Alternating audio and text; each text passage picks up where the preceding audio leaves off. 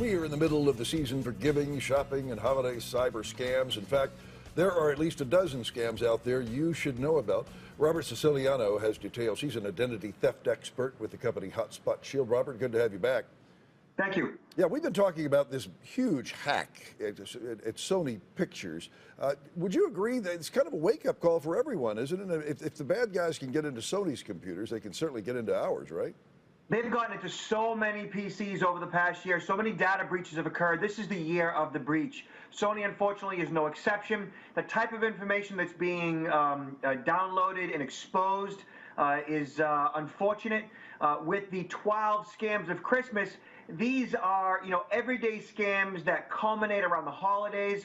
For example, when you receive an email that looks like it's coming from a major retailer like a Target or Home Depot, it may or may not be legit. It could be fake.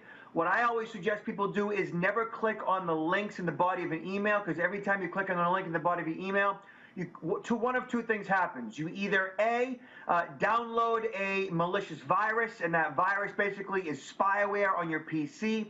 Also, you could click a link to bring you to a spoofed website. That spoofed website is designed to get your credentials. So the best thing you can do is to essentially go directly to the retailer's website and look for any deals there. Certainly. What about deceptive advertising?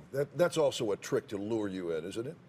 Yeah, so when McAfee put together the 12 scams for the holidays, deceptive advertising was right on top, because with deceptive advertising, that means that every time you either get an email or you're on social and you see some type of an advertisement, like a too good to be true offer. For example, if you see an advertisement on somebody's Facebook page that says, IKEA is giving gift certificates for 50% off today, click this link, chances are that's going to be a scam, because no retailer in their mind is going to give 50% off of anything. So anything that's too good to be true, whether it's via social or an email, anything you see, you have to pay close attention to it and just go directly to the retailer's website. Yeah, and another of your dozen Christmas scams is something you call chilling charities. These are fake charities, right? Yeah, so McAfee has seen so many fake charities come in via email, even over the phone this year. So anytime you get any type of inbound communication that says, hey, we're this wonderful charity, you know who we are, you've seen us before, click this link to enter your credit card information to go to this website, or even if they call you over the phone, I never ever give money out over the phone, credit cards and so forth. Really, the best thing to do is to go online to whatever your charity might be. I mean, you know what Red Cross is. It's redcross.org and so forth.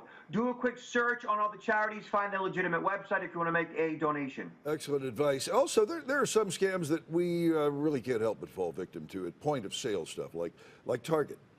When all of their computers you don't have any real control over when you give your credit card out to any retailer. So you basically lose control over that credit card number the second you give it out over the phone or online or even at the point of sale at the retail store. So the best thing to do is to pay very close attention to your credit card statements. You get them monthly. You can pay attention to paper statements every single month. You can also sign up online to look at your statements every day if you want. You can also download your bank or credit card company's mobile application, right? So you can see your statements often.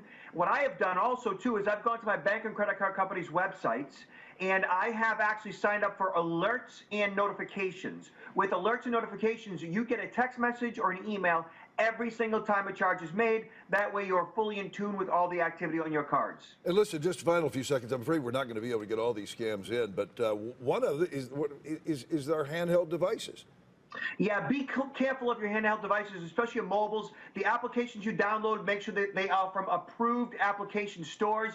McAfee actually has their McAfee Mobile Security. You also want to make sure you have wireless is protected, a VPN such as something from my client Hotspot Shield. You download that and it protects your free Wi-Fi connections. Okay, we're going to fit maybe one more in.